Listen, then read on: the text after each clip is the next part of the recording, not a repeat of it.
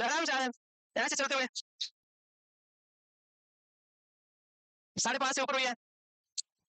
हाँ, हम last class में पढ़ रहे थे, एंटीनेटल केयर स्टार्ट किया था ना, पढ़ के तो आए हो ना? अरे बोल जाओ कुछ।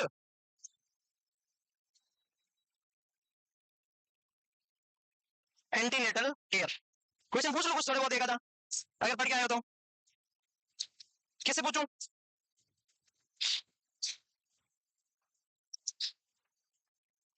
ये बीच में जगह किस लिए लगी? कैरम बोर्ड के लिए, कल के लिए है? कल आओगे ना? मेरे सुनने में आ रहा है कंप्लेन आप लोगों की कि नॉर्थ साइड वाले कोई भी लोग पार्टिसिपेट नहीं कर रहे। क्या है तुम्हें, ज्यादा डाटा के लिए क्या? तुम क्यों नहीं कर रहे हो पार्टिसिपेट? क्या दिक्कत? मेरे को सुनने, मेरे को आप जा रहे हो, मैं जा रहा हूँ। सर आपकी बात सब मानते हैं, आप जाके बोलो, मैं अभी बोलता हूँ। ठीक है, आप मानते हो मेरी बात? ठीक है, आपको मैं बहुत सीधा समझ रहा था है? मैं तो बहुत सीधा समझ रहा था। अरे क्या मैं नाम है आपका? वेरी गुड, चल आप पढ़ रहे हैं, चुप रहो, हो गई बात, बहुत है, अब चुप रहो। हाँ ठीक, क्या नाम आपका? अनिल जी, कल हम पढ़ रहे थे एंटीनेटल एडवाइस के बारे में, तो एंटीनेटल न्यूट्रिशन के बारे में पढ़ रहे हैं। चुप हो जाओ, एंटीनेटल न्यूट्रिशन के बारे में पढ़ रहे थे। तो न्यूट्रिशन में आप मुझे एक साइड से बताना स्टार्ट करो, प्रेगनेंसी में क्या क्या एक्स्ट्रा देंगे। विटामिन भी बताना है, कार्बोहाइड्रेट भी बताना है, प्रोटीन भी बताना है, जो भी आपको याद है, मिनरल्स जो भी है बता दे। 1 ग्राम पर केजी, हाँ 10% नहीं, 10 ग्राम एक्स्ट्रा देना है। हाँ क्या? हाँ 5+ एक्स्ट्रा, वेरी गुड। ए चुप रहो, बार बार कह रहा हूँ, समझ में नहीं आ रहा। हाँ, आयरन देना, 3 टैबलेट देते हैं 60-60 mg की, एक में से 15 मिलता है 60 में से, तो 3 में 45 मिल जाएगा। ठीक है, एलिमेंटल। हाँ, और विटामिन कौन से देते हैं ज्यादातर? मोस्टली सी भी देते हैं, बी भी देते हैं, विटामिन डी भी देते हैं, बट ए नहीं देते। ए एक्स्ट्रा नहीं, एक्स्ट्रा नहीं देते। नॉन प्रेगनेंसी बंद नहीं करना है, एक्स्ट्रा नहीं देना। वीट कैरोटीनिक होता है, ये तो याद है आपको? अच्छा, ए विटामिन अपन लोग नहीं देते। और कुछ एलिमेंट में बताओ, जिंक देना चाहिए प्रेगनेंसी में? आयोडीन देना चाहिए। आयोडीन क्या करेगा? मेंटल ग्रोथ करवाएगा। आयोडीन दोगे तो क्या बनेगा? T3 T4 प्रॉपर बनेगा। क्या नहीं होगा? क्रिटिनिज्म होने के चांसेस नहीं होते, है ना? कंजेनाइटल हाइपोथायराइडिज्म नहीं होता। और कितनी किलो कैलोरी प्रेगनेंसी में लेनी चाहिए एक्स्ट्रा? 300 एक्स्ट्रा, है ना? टोटल नहीं, एक्स्ट्रा। और लैक्टेशन में 550 एक्स्ट्रा, 5 किलो कैलोरी एक्स्ट्रा। और कैल्शियम, कैल्शियम 400 नहीं है, vitamin D 400 international per day total. Calcium 1000 mg per day total, मतलब 1 ग्राम कैल्शियम कितना? और लैक्टेशन में 1500 mg, 1.5 ग्राम पर डे। अच्छा, जब आप कैल्शियम ले रहे हो और आयरन की टेबलेट ले रहे हो, तो पेशेंट को क्या ज्ञान दोगे? तो प्रेगनेंसी में आयरन की टेबलेट भी देनी है, प्रेगनेंसी में कैल्शियम की टेबलेट भी देनी है, आप क्या ज्ञान दोगे? और मरीज, और ये भी बोलते हैं प्रेगनेंसी में दूध भी पीना चाहिए, तो उससे कैल्शियम मिलता है, विटामिन डी भी मिलता है, और उससे और भी चीजें मिलती है, प्रोटीन भी मिलता है। तो मरीज को दूध पीने का बोल रहे हो, आयरन भी बोल रहे हो, कैल्शियम भी। मेरा क्वेश्चन सुनो सब, पेशेंट को बोलते हो दूध पीना है, पेशेंट को बोल दिया कैल्शियम लेना है, पेशेंट को बोल दिया आयरन की टेबलेट भी लेनी है, तो आप पेशेंट को क्या ज्ञान दोगे? मेरा ये क्वेश्चन है सीधा। कभी भी आयरन के कंटेंट के साथ में दूध या दूध से बना कोई भी प्रोडक्ट नहीं देना है, इंक्लूडिंग कैल्शियम। दूध और कैल्शियम आयरन के साथ नहीं देना, वरना क्या करेगा? ये आयरन के एब्जॉर्प्शन को hamper करेगा, कम करेगा। तो जो लोग ज्यादा दूध लेते हैं और साथ में आयरन की टेबलेट लेते हैं, तो उसमें हीमोग्लोबिन बढ़ना चाहिए, तो नहीं बढ़ पाएगा। इस चीज का स्पेशली ध्यान रखना, क्योंकि दूध क्या है? एल्कलाइन प्रोडक्ट है, और आयरन के एब्जॉर्प्शन के लिए हमें एनवायरनमेंट कैसा चाहिए? एसिडिक एनवायरनमेंट चाहिए। इसलिए आयरन के साथ में विटामिन सी लेंगे, क्योंकि विटामिन सी क्या है? एस्कॉर्बिक एसिड, जो सिट्रस फ्रूट में मिलती है। सिट्रस का मीनिंग क्या होता है? इसीलिए बोलते हैं प्रेगनेंसी में खट्टे फ्रूट भी खाने चाहिए, ताकि एनीमिया नहीं होता है। डायरेक्ट रिलेशन नहीं है, लेकिन जितना भी आयरन लोगे उसको एब्जॉर्ब करवाएगा विटामिन सी। विटामिन सी का इनकम है, रिच सोर्स क्या है? इंडियन गूजबेरी, इंडियन, तो उसको आंवला बोलते हैं। वेरी गुड, चलो ठीक है, ये बात है, बाकी तो ठीक है, याद ही, ऑरेंज लेमन वगैरह सब ठीक है। तो याद रखना, विटामिन सी लेना है, कैल्शियम आयरन लेना है, लेकिन आपको कोशिश ये करनी है कि साथ में नहीं ले। जो लोग ज्यादा चाय पीते हैं उसको ऐसा बोलते हैं कि उसमें एनीमिया होने के चांसेस रहते हैं, खाने के साथ चाय पीते हैं। ऐसा सही बात है? ऐसे क्यों? खाना खाया, हाथों हाथ चाय पिया दूध वाली। एक्चुअली मेडिकल साइंस ये बोलती है कि दूध वाली चाय पीनी नहीं चाहिए, मेडिकल साइंस ये कहती है दूध वाली चाय नहीं पीनी चाहिए। और खाने के साथ जो लोग चाय पीते हैं उसमें एनीमिया होता है। ऐसा क्यों? क्योंकि खाने में आपने क्या खाया? आयरन, उसी टाइम आपने क्या लिया? दूध, जिसके साथ में दूध मिला, तो ये क्या हो सकता है? मैक्सिमम हो सकता है एब्जॉर्प्शन को hamper करे बाई चांस। तो थोड़ा बहुत चाय क्या करती है? एब्जॉर्प्शन को कम करवाती है। तो ऐसा बोलते हैं दूध चाय भी पीनी हो तो ब्लैक चाय पीना चाहिए, बाकी तो पैसे वाले होते हैं तो पता नहीं, green and lemon and cold T. हमें तो एम्स में जॉब करने लगा तब पता चला कि कोल्ड भी टी होती है, कॉफी भी कोल्ड होती है। ऐसा होता है, मैं पहले पता ही कोल्ड कॉफी क्या होता है मुझे क्या पता, और उसके नाम ही ऐसे होते हैं। हाँ पता नहीं नाम, ऐसे क्या कैपेचिनो है, क्या है वो, तो नाम नहीं आया मेरे को, तो ऐसे ऐसे होता है, तो मुझे नहीं पता क्या होता है, आई डोंट नो, बट जो भी है, ए चुप रहो। आप भी जब पैसे वाले होंगे ना तो ऐसे कैपेचिनो कैपेचिनो करेंगे।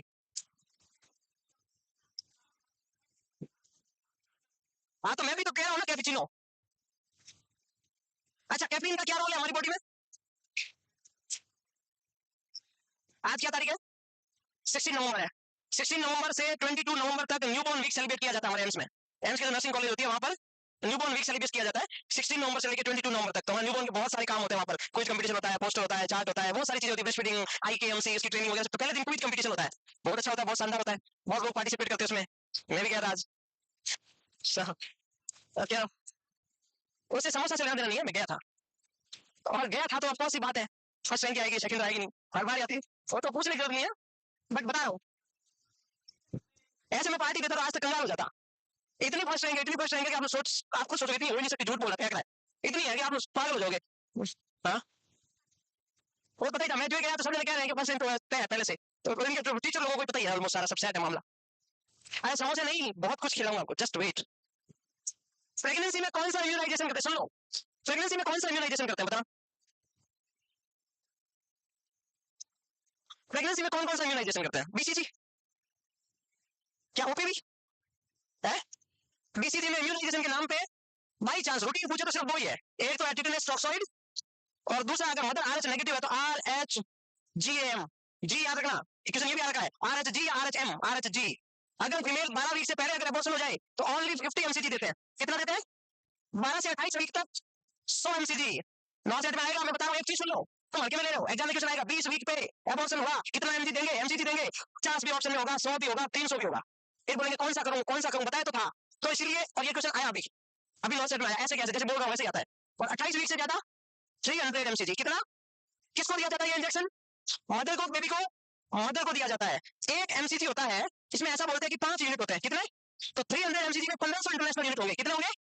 1500, ये भी याद, इसका अपना निकाल लो। आईएम देते हैं, कौन से रूप से देते हैं? इनका, और सिर्फ मदर को ही दिया जाता है, तो बेबी को नहीं दिया जाता। और कौन सा इंजेक्शन देते हैं प्रेगनेंसी में? टीटी। लेटेस्ट थ्योरी ये कहती है कि जो ही पता चले एज सुन एज पॉसिबल देना है, पुरानी गाइडलाइन ये कहती थी 16 वीक पे देना है, तो दोनों याद रखना है, जो ऑप्शन है उसके अकॉर्डिंग डिसाइड कर लेना। फर्स्ट टीटी की dose as soon as possible after detection of pregnancy, और सेकंड डोज 4 वीक आफ्टर, पहली डोज के 4 वीक बाद। अब पहली डोज 8 वीक पे लगी तो दूसरी 12 पे, पहली अगर 12 पे लगी तो दूसरी 16 पे, पहली अगर 16 पे लगी तो दूसरी 20 पे, पहली अगर 20 पे लगी तो दूसरी 24 पे, क्योंकि क्वेश्चन आएगा प्रैक्टिकल कि फीमेल को पहली डोज इतने वीक पे लगी तो सेकंड डोज कब लगनी चाहिए टीटी की, कितनी डोज लगेगी? 2। और अगर 3 साल के अंदर अंदर वापस प्रेग्नेंट हो गई तो नेक्स्ट टाइम ओनली एक ही डोज लगेगी, उसको बोलते हैं बूस्टर डोज। क्या बोलते हैं? एक ही लगेगी, फिर ये वापस 3 नहीं लगेगी, और 3 साल के बाद प्रेग्नेंट हुई फिर 2 लगेगी वापस पूरी, जल्दी होगी प्रेग्नेंट वापस 2 डोज, ओनली बूस्टर डोज लगेगी। इतना समझ में आ गया? एक बात और, तो सबसे खास, फीमेल को अगर रुबेला पॉजिटिव आ जाए तो क्या रुबेला प्रेगनेंसी में दे सकते हैं? अगर किसी फीमेल को रुबेला पॉजिटिव आ जाए प्रेगनेंसी में तो आपको क्या करना चाहिए? आपसे पूछ ले, प्रेगनेंसी में रुबेला पॉजिटिव आ जाए, रुबेला का टाइटल करते हैं, टाइटल अगर लेस देन 1:8 आए, कितना लेस देन का मतलब पॉजिटिव, उल्टा याद रखना है, हर जगह मोर देन चीजें होती है तो पॉजिटिव होती है, यहाँ पर less than 1:8 title is positive for rubella. तो अगर टाइटल चेक किया लेस देन 1:8 आ गया, इसका मीनिंग ये है कि फीमेल को रुबेला सस्पेक्टेड है, और जो ही पता चले कि फीमेल को रुबेला है, आप प्रेगनेंसी कंटिन्यू नहीं कर सकते। बच्चे को कंजेनाइटल रुबेला सिंड्रोम हो जाएगा। क्या हो जाएगा? Congenital rubella syndrome. What do you mean by congenital rubella syndrome? अगर फर्स्ट ट्राइमेस्टर में रुबेला हुआ, प्रेगनेंसी का सबसे डेंजरस वायरल इंफेक्शन रुबेला, सबसे डेंजरस। अगर रुबेला पॉजिटिव फीमेल है तुरंत प्रेगनेंसी को टर्मिनेट करेंगे, और फीमेल को बोलेंगे कम से कम कितने महीने तक? 3 मंथ तक प्रेग्नेंट नहीं होना है एनी हाउ। कितने महीने तक? 3 मंथ तक कॉन्ट्रासेप्टिव किसी अलग यूज करना है, क्योंकि वो असर रहेगा रुबेला था उसका। और फीमेल को पोस्टमार्टम पीरियड में रुबेला की वैक्सीन देनी है, after the termination of the pregnancy rubella देना है। कितने महीने तक कवर करनी प्रेगनेंसी? 3। रुबेला कब देना? पोस्टमार्टम में। और 3 महीने तक किसी इम्यूनो कॉम्प्रोमाइज पर्सन के कांटेक्ट में भी नहीं आना है, और खुद की इम्यूनिटी को भी पोटेंट बनाए रखना है, क्योंकि रुबेला वैक्सीन लगाओगे तो फीमेल कब कौन से पीरियड से निकली है? प्रेगनेंसी के पीरियड से निकली है, तो खुद की इम्यूनिटी क्या है? कॉम्प्रोमाइज है, और किसी ऐसे इन्फेक्टिव पर्सन के कांटेक्ट में आएगी तो हो सकता है इसकी इम्यूनिटी भी कॉम्प्रोमाइज हो जाए, या किसी इन्फेक्टिव पर्सन के कांटेक्ट में भी आएगी तो भी खुद क्या हो सकती है, क्योंकि इम्यूनिटी वीक होती है। आपने नाम सुना कि बीसीजी की जो वैक्सीन, कोई भी live vaccine, any live vaccine immuno compromise person में नहीं देते? क्यों नहीं देते? ऐसा क्या है इसमें? लाइव वैक्सीन तो अच्छी होती है, इसमें तो लाइव ऑर्गेनिज्म है, कोई भी लाइव वैक्सीन क्यों नहीं देते? ये तो अच्छी बात है ना। अच्छा वैक्सीन क्या है? एंटीजन है या एंटीबॉडी? वैक्सीन क्या है? एंटीजन या एंटीबॉडी? वैक्सीन एंटीजन है। अच्छा आपने तो देखा होगा वैक्सीन देने के 2 4 8 10 12 15 20 24 घंटे के अंदर बुखार आता ही आता है ऑलमोस्ट। तो जब हमारी एंटीजन क्या होता है? फॉरेन बॉडी होता है। क्या होता है? तो जब एंटीजन हमारी बॉडी में जाएगा तो अंदर जाके वो रिएक्शन करेगा, तो बॉडी उसके अगेंस्ट में कुछ काम करेगी, तो हमारी बॉडी फाइट करेगी, बॉडी का टेम्परेचर बढ़ जाता है। तो जब भी हम वैक्सीन देते हैं तो फीवर आता है, दैट्स नाइस साइन, कोई तकलीफ की बात नहीं है, आना चाहिए, नॉर्मल है ये, कोई दिक्कत नहीं है। तो इसलिए जब न्यूबॉर्न को देते हैं तो साथ में पीसीएम ड्रॉप भी देती है नर्स, या भी जो भी वैक्सीनेशन नर्स होती है, होती है कि बच्चे को फीवर आ सकता है, कोई घबराने की जरूरत नहीं है, तो अंदर जाके एंटीबॉडी बनाएगी, इसीलिए फीवर आता है। तो लाइव वैक्सीन क्यों नहीं देते इम्यूनो कॉम्प्रोमाइज पर्सन में? इसीलिए नहीं देते क्योंकि ये बैक्टीरिया कैसा है, लाइव है, और अंदर अगर किसी को ऑलरेडी इम्यूनो कॉम्प्रोमाइज कंडीशन है तो ये इम्यूनिटी उसकी ऑलरेडी क्या है, वीक है, मतलब कोई डिस्ट्रॉयर्स है या कोई स्टेरॉइड चल रही है, तो उसको अगर दे दी तो वो दब जाएगा, क्योंकि लाइव जाएगा, अटैक करेगा, बॉडी डैमेज हो जाएगी पूरी। इसलिए कोई भी लाइव वैक्सीन प्रेगनेंसी में भी नहीं देनी, किसी भी immuno compromise person IDD immune deficiency disorder में नहीं देनी, जैसे कि एड्स है, जैसे कि कैंसर का पेशेंट है, जैसे रेडिएशन थेरेपी, कीमोथेरेपी चल रही है, जैसे कुशिंग सिंड्रोम है। कुशिंग सिंड्रोम में क्यों नहीं देना? क्योंकि कुशिंग सिंड्रोम के पेशेंट को स्टेरॉइड चलता है, और स्टेरॉइड से इम्यूनिटी क्या रहती है, कम रहती है, और इम्यूनिटी कम वाले को नहीं देते। तो प्रेगनेंसी भी एक इम्यूनो कॉम्प्रोमाइज कंडीशन मान के चलते हैं, तो प्रेगनेंसी में कोई भी लाइव वैक्सीन नहीं देनी है। कौन कौन सी लाइव है हम सीएचएन में पढ़ेंगे, बट लाइव नहीं देनी है, ठीक है। एक बात, तो लाइव कोई वैक्सीन प्रेगनेंसी में नहीं देंगे। किल्ड वैक्सीन कोई भी जरूरत पड़ी तो दे सकते हैं। जब आप लोग सेलेक्ट हो जाओगे तो आप हॉस्पिटल में जाओगे तो आपका मेडिकल होगा, चाहे आपने इन्फेंट पीरियड में कितने वैक्सीन लगा रखे होंगे, हेपेटाइटिस बी का स्क्रीनिंग होगा आपका, बाकी का तो नहीं होगा, हेपेटाइटिस बी का स्क्रीनिंग होगा, आपका टाइटर चेक करेंगे वो। अगर आपका टाइटर अनप्रोटेक्टेड आता है तो आपको 3 डोज दी जाएगी, कितनी, और एक कार्ड बनेगा, आईएम दी जाएगी डेल्टोइड पे हेपेटाइटिस की, एक आज, आज का मतलब 0 दिन, एक आज के 1 महीना बाद, और आज के 6 महीना बाद। ऐसा नहीं इसके 6 महीने बाद नहीं होता, टोटल 6 महीने का होता है, 016। तो जब आप लोग हॉस्पिटल जाओगे ड्यूटी करने तो आपको भी डोज दी जाएगी हेपेटाइटिस बी की, अगर आपका टाइटर प्रोटेक्टिव नहीं आता है तो हेपेटाइटिस बी किसी को भी दे सकते हैं क्योंकि किल्ड वैक्सीन है। तो अगर प्रेग्नेंट फीमेल को भी जरूरत पड़ती है कि हेपेटाइटिस बी इसका सेफ नहीं है, अनप्रोटेक्टेड है, तो दे सकते हैं। और कोई भी लाइव वैक्सीन प्रेगनेंसी में नहीं देती है, लेकिन एक वैक्सीन ऐसी है जो दे सकते हैं इन केस ऑफ द इमरजेंसी। कोई भी फीमेल प्रेग्नेंट है तो उसको अमेरिका जाना पड़ रहा है, तो जो भी एक देश से दूसरे देश बाहर जाते हैं तो उसको येलो फीवर की वैक्सीन कंपलसरी है। तो येलो फीवर लाइव तो है, बट ऐसा रिसर्च कहता है कि इतनी ज्यादा डेंजरस नहीं है जो कि प्रेगनेंसी को डैमेज कर दे, तो कोई भी लाइव वैक्सीन प्रेगनेंसी में नहीं देते, एक को छोड़ के। कौन सी? येलो फीवर का मतलब येलो फीवर कैसी है, लाइव है। और कोई भी लाइव वैक्सीन किसी भी इम्यूनो कॉम्प्रोमाइज पर्सन में नहीं देते। बीसीजी एसिम्प्टोमेटिक एचआईवी एड्स को दे सकते हैं। अगर कल के दिन क्वेश्चन आ जाए कि एचआईवी को कौन सी लाइव वैक्सीन दे सकते हैं, एचआईवी पेशेंट ओनली बीसीजी, वो भी एसिम्प्टोमेटिक होना चाहिए, क्योंकि एड्स का पेशेंट 10 साल तक, 15 साल तक, 20 साल तक डिपेंड करता है उसकी इम्यूनिटी के ऊपर। एड्स किसी को हो जाए 20 साल तक के साइन नहीं आते किसी को, अगर किसी की इम्यूनिटी ठीक चल रही है तो जब तक उसमें एड्स के साइन नहीं आ रहे तब तक आप उसको बीसीजी दे सकते हैं। बीसीजी क्या है, लाइव एटीन्यूटेड वैक्सीन। एटीन्यूटेड का मतलब होता है वीक, वीक लाइव है। तो जब तक किसी पेशेंट को एचआईवी के साइन नहीं आते बीसीजी दे सकते हैं। ये दो बातें एक्स्ट्रा एक्स्ट्रा ध्यान रखना है कि कौन से में दे सकते हैं, एड्स में, एसिम्प्टोमेटिक में। प्रेगनेंसी में कौन सी लाइव दे सकते हैं, ठीक है।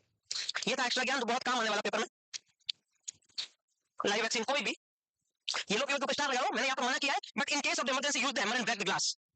बस के नीचे लिखा होता है, पीछे आपने देखा होगा कांच के ऊपर, ये कांच नहीं तोड़ते, but in case the emergency use the hammer and break the, कि भाई अंदर कुछ हो गया तो आप कुछ भी कर सकते हैं, फिर कांच वाच सब तोड़ सकते हैं, फ्लाइट का भी तोड़ देंगे, ये क्या चीज।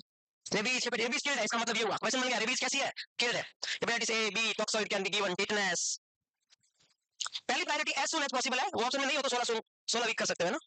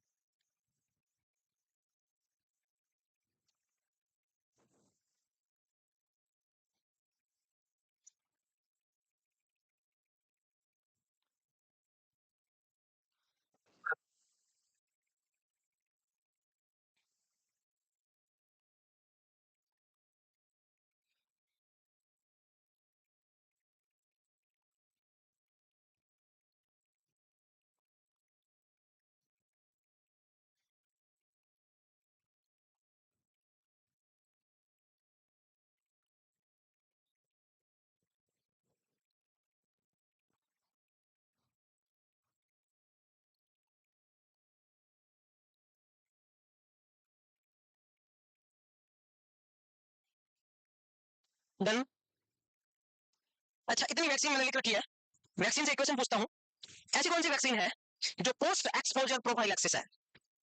What do you mean by post exposure prophylaxis? नाम बड़ा टिपिकल है, क्या नाम है, पोस्ट है, पोस्ट एक्सपोजर, लेकिन डिजीज होने से पहले, कुत्ते के काटने के बाद। रूटीनली किसी को नहीं देते रेबीज, ऐसा कभी सुना छोटे बच्चे को रेबीज लगा दो ऐसे ही? क्या मैं कौन सी वैक्सीन लगाने आया हूँ रेबीज, कभी सुना नहीं लगाते। लेकिन अगर कुत्ता काट जाए तो उसके बाद, लेकिन डिजीज होने से पहले, ऐसी कोई भी वैक्सीन जो होने से पहले लगाते हैं उसको बोलते हैं प्रोफाइलैक्सिस।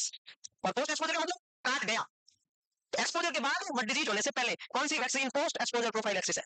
रेबीज। मीनिंग, वर्ड का मीनिंग समझ में आया ना, पोस्ट एक्सपोजर बट प्रोफाइलैक्सिस। हम ये सारे सीएचएन में पढ़ने वाले, पूरा vaccinations, very important for exam point of view. एक एग्जाम में 4 क्वेश्चन आते हैं नेशनल इम्यूनाइजेशन प्रोग्राम में से, वैक्सीनेशन में से, करीबन 3 से 4 क्वेश्चन। जब आप पढ़ाई करोगे आपको अपने आप 4-5 महीने की पढ़ाई के बाद पता चलने लग जाएगा कि कौन कौन से जो टॉपिक होते हैं वो बहुत ज्यादा इंपॉर्टेंट होते हैं और गलतियां होने के चांसेस रहते हैं। स्टार्टिंग में आपको लगता है कि सभी इंपॉर्टेंट है, ऐसे धीरे धीरे आपको अपने आप पता चलने लग जाएगा कि अच्छा ये इंपॉर्टेंट है। टिक डोलोर एक्स क्या होता है? क्या होता है मैम, क्या होता है टिक डोलोर एक्स? साइकेट्रिक में पेशेंट इमोरल मूवमेंट करता है उसको बोलते हैं टिक डोलोर एक्स। किसको बोलते हैं? टिक्का होता है, क्या होता है? कॉम्प्लेक्स मोटर मूवमेंट को टिक्का नहीं बोलते? बोलते हैं ना, तो मैं तो बोलता हूँ टिक डोलोर एक्स क्या होता है? नहीं याद किसी को? ओह माय गॉड, क्या बोला?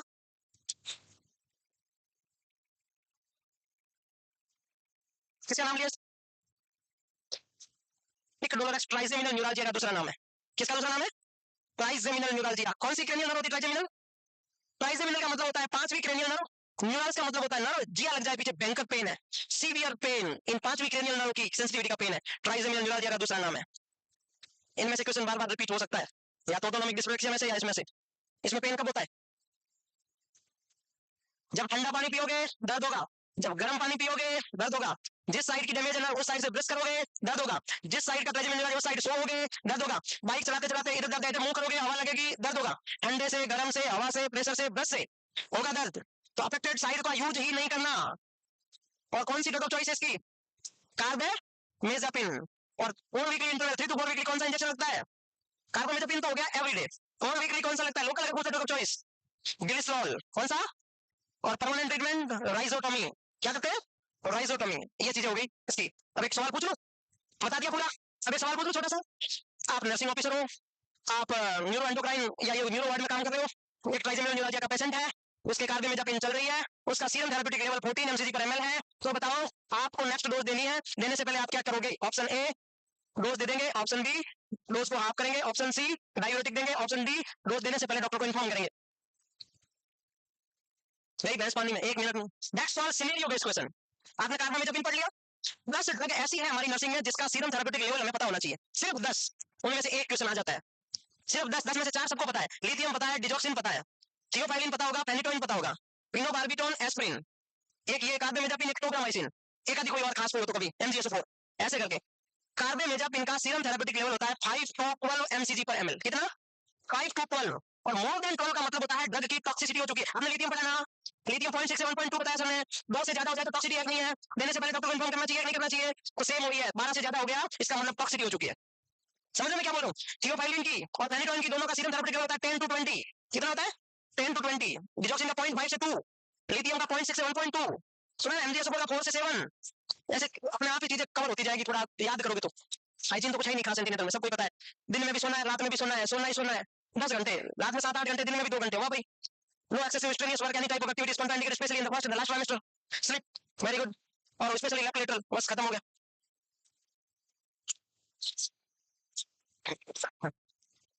लाइफ में सबसे इंपॉर्टेंट चीज क्या है? नींद। लाइफ में सबसे इंपॉर्टेंट चीज है सोना। वेरी गुड, उसने सही बताया। सोना हैविंग 3-4 टाइप सोना। एक सोना इज गोल्ड, पैसों की वजह से आता है। सबसे इंपॉर्टेंट तो लोगों को लगता है वो सोना इंपॉर्टेंट है। एक सोना है सुकून, नींद। एक सोना सोना है, हाँ मतलब जो तुम कह रहे हो वही कहने का मतलब, लाइफ में इंपॉर्टेंट चीज का मीनिंग है नींद, मेरे हिसाब से मोस्ट इंपॉर्टेंट। अच्छा आप कहाँ जा रहे हो? जीरो हो रहा? अच्छा हाँ, तो फिर आप रेस्ट करो, सोना अच्छे से सोना है, लेकिन सिर्फ सोना, रेस्ट एकदम ठीक ठीक। नहीं नींद सबसे जरूरी चीज है, मैं बताऊं। आप 2 दिन मत सो देखे, आपको कोई भी चीज अच्छी नहीं लगेगी, कुछ भी पढ़ाई वढ़ाई सब मोह माया लगेगी आपको। आपको लगेगा जिंदगी में नींद के अलावा कुछ भी इंपॉर्टेंट नहीं है। मैं सच कह रहा हूँ, जिस समय मेरे को नींद आती है, अगर कोई बोल दे पढ़ना है, मुझे ऐसा लगे भाई पढ़ाई बाद में करेंगे अगले जन्म में, पहले नींद। आपको यकीन नहीं होता, एक बार क्या हुआ, हम दिल्ली ड्यूटी कर रहे थे, तो ड्यूटी से मैं आया बहुत थका हुआ था, भयंकर पता नहीं नींद आ रही थी। मेरे रूममेट बोले मूवी, उसमें मूवी आई थी KGF। KGF नाम सुना है? उस समय की सबसे फेमस मूवी थी वो। तो हम MG रोड वाले वहां चले गए मूवी देखने, शाम को 9 से 1। ड्यूटी से आया मैं, यूनिक से वो तैयारी करते चलो चले गए। मेरे को भयंकर नींद आई, होना नहीं कर पाया, इतनी भयंकर आवाज चल रही है वहां। और मैं तो भाई पैर सीधे करके कुर्सी खींच के KGF मूवी में सो रहा हूँ। मेरा वीडियो बना के MC ग्रुप में डाल दिया उन्होंने। इधर KGF का सीन दिखा के इधर मेरा फोटो दिखाया और रील बना के डाल दी कि KGF मूवी में सो रहा है ऐसा दुनिया से थका हुआ इंसान। मतलब सोचो आप, तो नींद सबसे इंपॉर्टेंट है, मुझे ऐसा लगता है। बाकी अपनी अपनी चॉइस है, आई डोंट नो। आगे बढ़े, ये हो गया ना?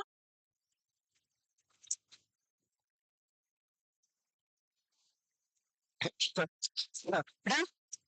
10 एक मिनट पहले छोड़ूंगा, ठीक है? ज्यादा नहीं। अरे जाना पड़ेगा ना। प्रेगनेंसी में कौन कौन सी ड्रग सुनना 100% इंपॉर्टेंट टॉपिक है। कितना परसेंट? बहुत ज्यादा। प्रेगनेंसी में ड्रग 5 कैटेगरी की होती है, ए बी सी। प्रेगनेंसी नहीं, कोई फार्मा में ड्रग 5 कैटेगरी की होती है, A B C D X. कितनी कैटेगरी की? 5। मैं शॉर्ट में पहले बता दूं, ए और बी प्रेगनेंसी में दे सकते हैं, एक्स कुछ भी हो जाए तो मत देना, सी और डी डिपेंड करता है मेरिट और डिमेरिट पे, कि बेनिफिट ज्यादा देने से ज्यादा नुकसान है या नहीं देने से ज्यादा नुकसान। कंडीशन के ऊपर डिपेंड करेगा सी और डी। ए भी दे देंगे, एक्स किसी हालत में नहीं देनी है। तो याद आ गया, ये दोनों दे सकते हैं, ये प्लस माइनस कर दो कि मतलब नहीं देने से कितना नुकसान है और दे दिया तो कितना नुकसान है, दोनों का रिजल्ट निकालेंगे, परसेंटेज रिसर्च देंगे, पूरा जो स्टडी है उसके बेस में। और ये किसी हालत में नहीं देनी है। शॉर्ट में तो ये है डेटा। अब लाइन पेज भरनी है तो भरवा दो, आगे पूरा पेज है। बाकी मीनिंग यही है, ए दे सकते हैं, बी दे सकते हैं, सी और डी डिपेंड करेगा, और एक्स नहीं। Absolute contraindication pregnancy x drugs कौन सी? कौन से ट्राइमेस्टर में ड्रग सबसे ज्यादा डेंजरस होती है? First trimester. ये तो पता नहीं, ये फोटो बनाने की जरूरत नहीं है, पहला ट्राइमेस्टर इज मोस्ट डेंजरस। खत्म हो गया बात। अब देखो ए सुनना, पहले सुन लो, एफडीए का क्लासिफिकेशन है, फार्माकोलॉजी का ही है। ए का मतलब होता है बहुत अच्छे से स्टडी हो चुकी है, प्रेगनेंसी के ऊपर कोई हार्मफुल इफेक्ट नहीं डालती, इसका मतलब only safe in pregnancy. Category B, human study हुई, उसमें ह्यूमन के ऊपर तो कोई रिस्क नहीं है, no evidence of risk in human. Evidence नहीं है हमारे पास कि अगर फीमेल प्रेग्नेंट को दे दी तो उसके बेबी को कोई डैमेज करेगी। Well controlled study in pregnant women have not shown any increase risk of fetal malformation despite advance finding in animals. तो मतलब ह्यूमन बीइंग में ऐसा कुछ खास डेंजर देखने को नहीं मिला, तो ये भी दे सकते हैं। फिर आती है सी, डाउटफुल है, risk can not be ruled out, confirm नहीं है, चल रही है। देखिए इसमें क्या देखते हैं, adequate well controlled human study are lacking. Human study इतनी है नहीं, बट हमने एनिमल के ऊपर स्टडी किया, animal study are shown risk of the foetus और are lacking as well, potential benefit में आउटवे द रिस्क। कई बार ये देखा जाता है कि देने से फायदा ज्यादा होगा या नहीं देने से नुकसान ज्यादा होगा, तो फिर वो डिसाइड करता है, गायनेकोलॉजिस्ट ऑब्स्टेट्रिशियन डिसाइड करता है कि दे या नहीं दे, ट्राइमेस्टर वगैरह सब कुछ देखता है। फिर आता है डी, हमारे पास एविडेंस है कि हो सकता है कि ये रिस्की है फीटल लाइफ के लिए। पहले तो देने का मतलब होता है फीटस के लिए डेंजर, मतलब कुछ नहीं होना है, दे दो कि कुछ नहीं होना, उसकी बॉडी बनी हुई है, जो भी डैमेज होता है प्रेगनेंसी में फीटस को होता है, मतलब क्या ही होगा। तो सारा खेल किसका होगा? फीटस का। Study in human have demonstrated foetal risk, कुछ है, प्रॉब्लम है, but potential benefit from the use of the drug, life threatening situation में हम यूज कर सकते हैं अगर बाई चांस देखते हैं भाई दे देने से क्या पता, देने से तो 90% नुकसान है, नहीं देने से 100% नुकसान है। तो सी और डी क्या है? Depend on condition. ए और बी दे सकते हैं, एक्स किसी हालत में, अब मैं सारे नाम बताऊंगा ऑलमोस्ट, ये नाम लिखते हैं एक्स में, एक्स के नाम लिखना जरूरी है ड्रग के। एल्कोहल प्रेगनेंसी में क्वेश्चन आ सकता है, एक फीमेल है वो बोल रही है मैं थोड़ा थोड़ा पी सकती हूँ क्या, नर्सिंग ऑफिसर से पूछती है, डॉक्टर से पूछती है, तो डॉक्टर बोलेगा देख कभी कभी वीक में option A, option B monthly, option C पानी मिला के, ऑप्शन डी सोडा मिला के, ऑप्शन ई एकदम प्योर पी ले, ऑप्शन एफ किसी हालत में सूंघना ही नहीं है। राइट आंसर क्या होगा? किसी हालत में सोडा पानी मीट कुछ नहीं, नहीं पीना मीन्स फीटल अल्कोहल सिंड्रोम नाम की बीमारी हो जाती है। फीटल अल्कोहल सिंड्रोम, नहीं लेना मीन्स नहीं लेना।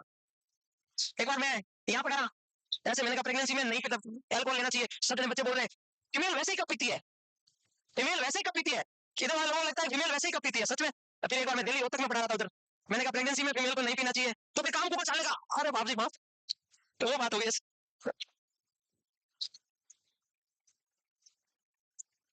देखो कल आपने मैंने बात बोली थी ना, मीटो प्रेगनेंसी में नहीं लेते, एक्स कैटेगरी में आ रही है, very dangerous drug. AC inhibitor आपको बताओ, एसी इनहिबिटर क्या करते हैं, सब पता चलेगा अभी।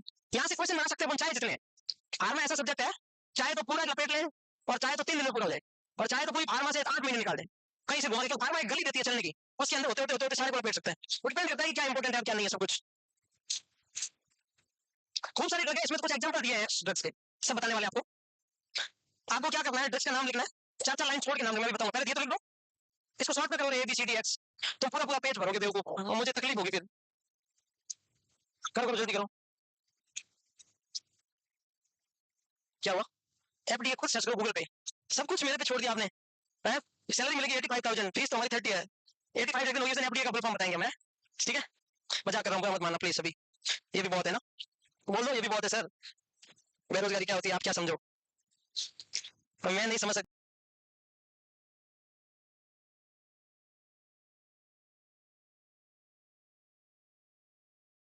तो हजारों में लिए होंगे उधार किसी से, कुछ नहीं समझ सकते भाई, बहुत है सर। बेरोजगारी क्या होती है आप क्या समझो,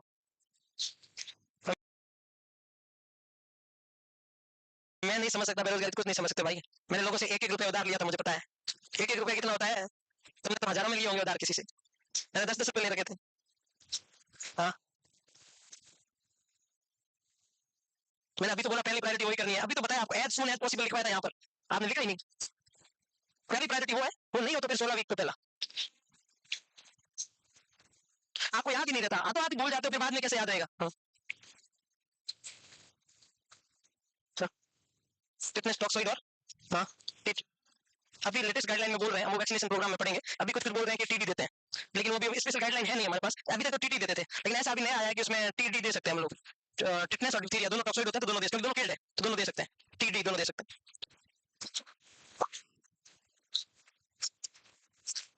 थियोफाइलिन, लिथियम, डिजॉक्सिन, एमडीएस4, वेलपोरेट, प्रोपेमाइसिन, कार्बामेजापिन है। हाँ दे सकते हैं प्रेगनेंसी में, फील्ड है ना हेपेटाइटिस बी।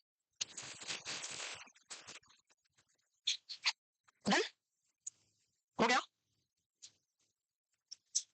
नोट को कंसोलिडेट एकदम एकदम शॉर्ट करना, कंक्लूड करना सीखो बढ़िया अच्छे से अपने हिसाब से, तभी मामला जमेगा हमारा। चीजों को इतना शॉर्ट करो बढ़िया से कि जब तुम पढ़ाई करो तो तुम्हें एक ऊपर हेडिंग पढ़ते एक ऊपर याद आ जाए। ऐसे नोट्स बनाओ अपने। जब आप फ्रेंड्स अपने फ्रेंड्स के साथ में जब रिवीजन करते थे, हम तो ऐसे ही करते थे, हेडिंग उसको पहले पहले स्टार्टिंग में आपको सब याद नहीं होता, तो वो आपको हेडिंग बताएगा, फिर आप उसके बारे में एक्सप्लेन करना शुरू कर दोगे, धीरे धीरे आपको अपने आप हेडिंग भी याद आ जाएगी और वो चीज भी याद आ जाएगी। तो ऐसे कुछ। डन बोलो।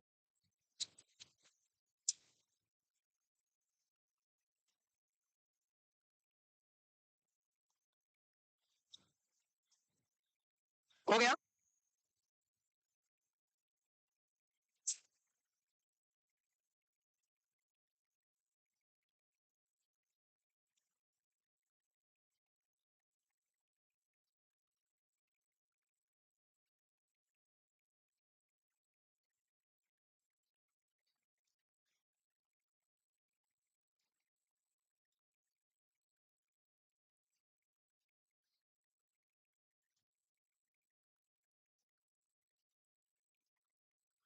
डन आगे बढ़े। अब आपको क्या करना है, आपको क्या करना, बैक स्लाइड। मैं क्या बोलूं, छोड़ो टेंशन। फोटो ले लिया ना, हाँ ऐसे करो बढ़िया, ले फोटो ले, ये सबसे अच्छा है।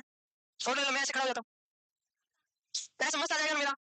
पैर ऐसे करूँ या ऐसे, ऐसे कौन सा पोस्ट ठीक है बताना। चलो ठीक है छोड़ो, कोई ना, मजाक करना। अब आप क्या करोगे, टेरिटोरी लिख दोगे, ये कुछ मत लिखना, ये कुछ मत लिखना, अब वो सब याद करेंगे, इससे आप ट्रिक में नहीं जाएंगे। एक ड्रग लिखो, 4 लाइनें छोड़ो, एक ड्रग लिखो, 4 लाइनें छोड़ो, एक ड्रग लिखो, 2-3 लाइनें छोड़ो, एक ड्रग लिखो, 2-3, अब लिखो जल्दी फटाफट। ड्रग लाइनें छोड़ना है ताकि उसमें मैं कुछ अपना मसाला डालूंगा। 3 दिन छोड़ दो, 4 नहीं तो बस छोड़ देना।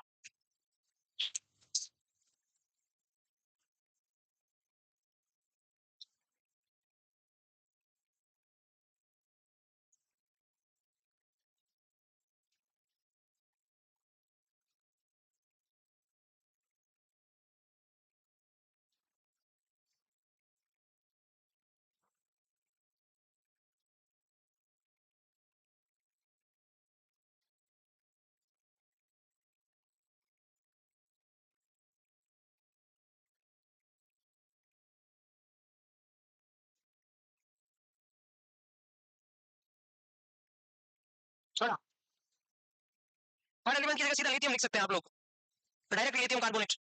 लिथियम कार्बोनेट ज्यादा फेमस है, ये भी क्वेश्चन आएगा पेपर में, लिथियम की कौन सी फॉर्म में हम यूज करते हैं, लिथियम कार्बोनेट 600 से 2100 है ना जी। लिथियम की टॉक्सिसिटी चेक करने की कौन सी स्केल होती है, Amdisen scale, AMDISEN, Amdisen scale lithium toxicity scale होती है ना, AMDISEN, Amdisen scale lithium toxicity का असेसमेंट की स्केल होती है। हैमिल्टन स्केल किसके लिए यूज होती है, डिप्रेशन रेटिंग स्केल है Hamilton, Hamilton depression rating scale. Downe score, DOWNE, Downe score किसके लिए होता है, RDS पढ़ रहे हो तुम्हें याद होना चाहिए। Silverman score, Silverman और डाउनी स्कोर दोनों RDS के असेसमेंट का स्केल है, Downe score and Silverman score दोनों, DOWNE डाउनी और सिल्वरमैन स्केल दोनों हाईली मेम्ब्रेन डिजीज के असेसमेंट का स्केल है। HMD, RDS respiratory distress syndrome test.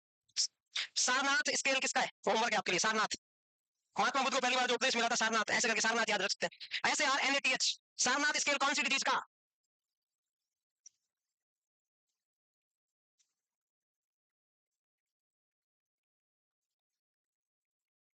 ये कल पढ़ गया ना, सारनाथ स्केल किसके लिए यूज होता है,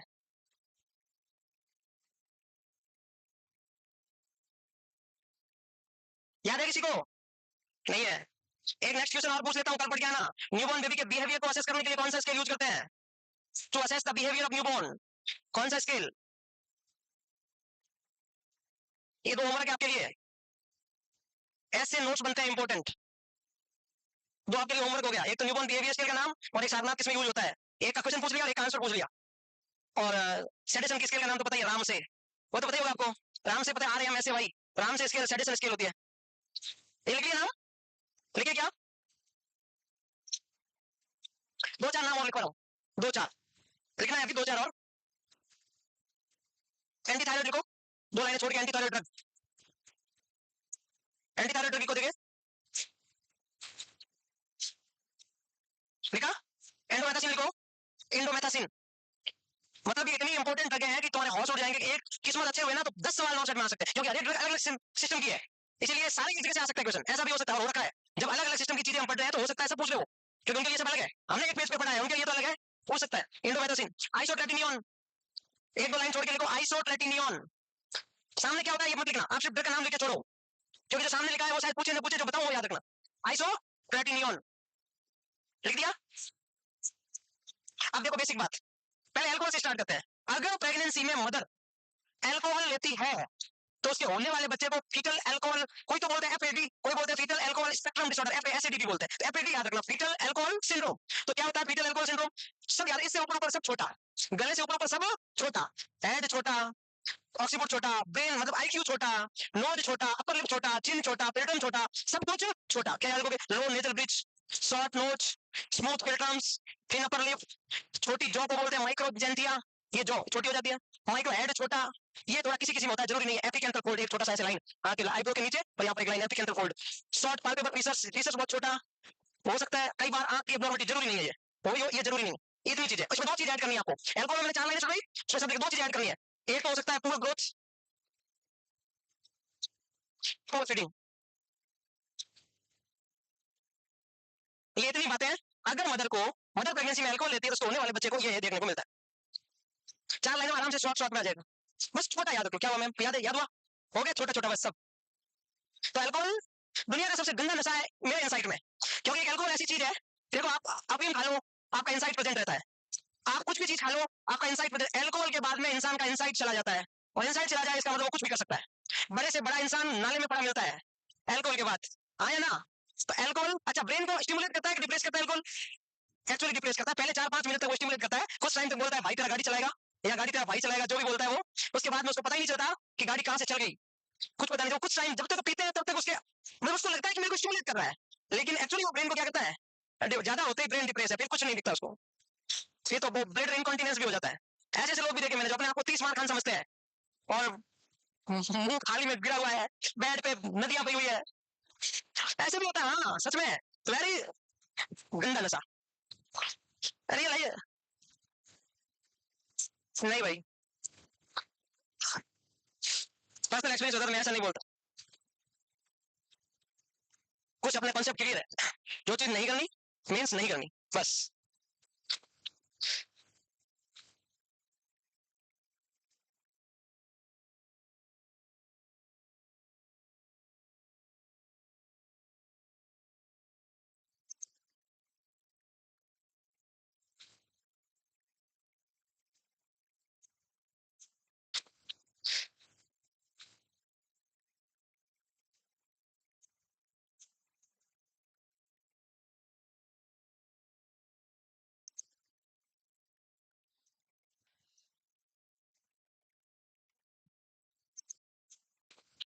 गंदा नशा, अरे भाई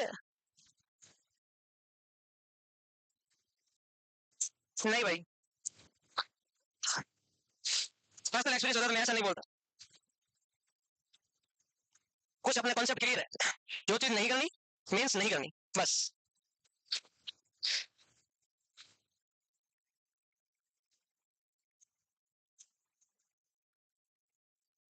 हो गया, अल्कोहल समझ में आ गया, हाँ या ना।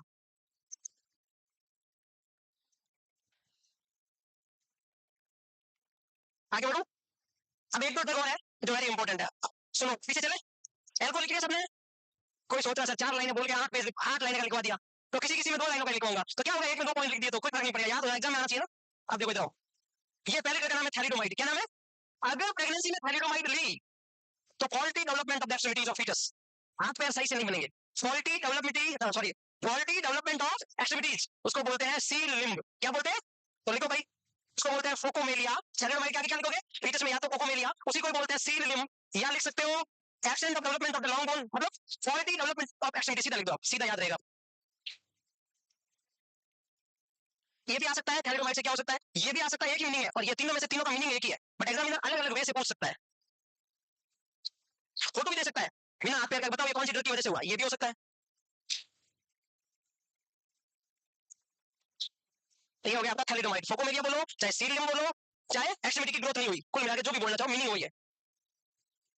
और जो भी चीजें होती है फर्स्ट ट्राइमेस्टर में ज्यादा डेंजरस होती है, मैं पहले बता रहा हूं, पहले स्लाइड में बोल दिया है। हो सकता है बाद में ना करे डैमेज, लेकिन पहले ट्राइमेस्टर में तो पक्की कर सकती है, ज्यादा चांस है, इस फैक्टर ज्यादा है। वॉरपेरिन एक शायद मैंने लिखा नहीं है, वॉरपेरिन एक ड्रग सबसे नीचे लास्ट में वॉरपेरिन नाम भी लिख देना, वो भी प्रेगनेंसी में नहीं देते, लिखा हुआ है ठीक। वॉरपेरिन प्रेगनेंसी में नहीं देनी होती। हो गया ये थैलेडोमाइट प्लीज, आगे बढ़ सकते हैं। दूसरे ड्रग का नाम था, अरे डन।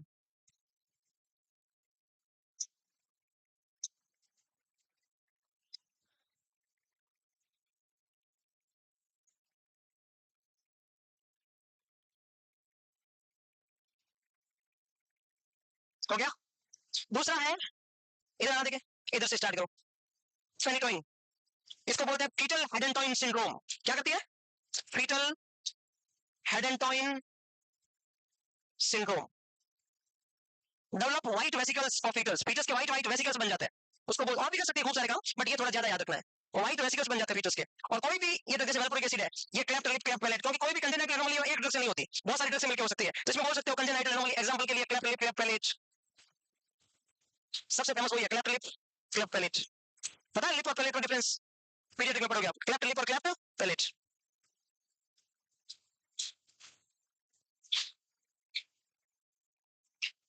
लिख दिया, फेनिटोइन में लिख दिया, वेलपुरिक एसिड में लिख दिया। अब एक आपने रेटिनॉइड नाम लिखा है, रेटिनॉइड मतलब विटामिन ए, और एक आप नीचे जाओ देखे आइसोट्रेटिनियन लिखा है आपने कहीं, आइसोट्रेटिनियन लिखा है। अगर आपने ये दोनों चीजें लिख ली है तो समझाऊं, अगर ये दोनों चीजें लिख ली है तो समझाऊं, समझो क्या? विटामिन ए का नाम है रेटिनोइक एसिड, तो मैंने यहाँ पे लिख दिया रेटिनॉइड, समझो। और एक मैंने लिखवाया है लास्ट में आइसोट्रेटिनियन, तो दोनों क्या, दोनों में कोई कोरिलेशन है? विटामिन ए है ये, तो वो विटामिन ए का एनालॉग है, वो विटामिन ए से बनता है। आइसोट्रेटिनियन क्या होता है? विटामिन ए से बनता है। अब मैं याद दिलाऊं, याद करना, किसी के फेस पर काले छाया होती है, स्पेशली फीमेल में, गर्ल में, तो एक क्रीम आती है जिसको बोलते हो मोमेटोसॉन क्रीम, जिसको बोलते हो हाइड्रोट्रेटिनियन और मोमेटोसॉन क्रीम, उसके ऊपर लिखा होता है, और वो क्रीम प्रेगनेंसी में कॉन्ट्राइंडिकेटेड होती है क्योंकि उसमें विटामिन ए ज्यादा होता है, तो उसके अंदर क्रीम के अंदर जो कंटेंट होता है उसका नाम है आइसोट्रेटिनियन। तो जो आइसोट्रेटिनियन होता है वो विटामिन ए का एनालॉग है, तो विटामिन ए कॉन्ट्राइंडिकेटेड है, तो आइसोट्रेटिनियन क्या होगा? वो भी कॉन्ट्राइंडिकेटेड होगा क्योंकि वो विटामिन ए का एनालॉग है। और एक दूसरा एग्जांपल और देता हूं, अगर किसी पेशेंट को आइसोट्रेटिनियन चल रहा है और वो पेशेंट चाहे प्रेग्नेंट नहीं भी है, तो कौन सा विटामिन कॉन्ट्राइंडिकेटेड रहेगा? वही विटामिन ए। क्यों? दोनों सेम है, फिर कॉन्ट्राइंडिकेशन क्यों रहेगा? मतलब और डोज कॉन्ट्राइंडिकेटेड रहेगी, ज्यादा नहीं देना विटामिन ए। क्यों? कॉन्सेप्ट बताओ। विटामिन दो टाइप के होते हैं, एक वाटर सोल्यूबल, एक फैट सोल्यूबल। अगर वाटर सोल्यूबल की रोजाना को आपको 500 mg चाहिए और आपने गलती से 1500 mg ले लिया, तो क्या होगा? यूरिन के साथ में एक्सक्रीट हो जाएगा, यूरिन के साथ में वाटर में डाइल्यूट हो जाएगा। और फैट सोल्यूबल विटामिन आपको 400 चाहिए और आपने कुछ दिन तक ज्यादा ले लिया, तो वो वाटर सोल्यूबल तो है नहीं, वो अंदर बॉडी में जाके टॉक्सिसिटी करेगा। तो आइसोट्रेटिनियन खुद विटामिन ए है, और आइसोट्रेटिनियन चल रहा है, फिर एक्स्ट्रा विटामिन ए और ले लिया तो बॉडी में टॉक्सिसिटी हो जाएगी, क्योंकि ये फैट सोल्यूबल है, विटामिन ए डी ई के। समझ में आई कॉन्सेप्ट? तो जो फैट सोल्यूबल विटामिन बॉडी के अंदर जाके टॉक्सिसिटी करता है उसको हाइपर विटामिनोसिस कहते हैं। क्या कहते हैं? ये भी क्वेश्चन आया हुआ है या आ सकता है कि हाइपर विटामिनोसिस का मीनिंग क्या है? The toxicity of the fat soluble vitamin is called hyper vitaminosis. सबसे ज्यादा टॉक्सिसिटी कौन से विटामिन की होती है? डी की होती है।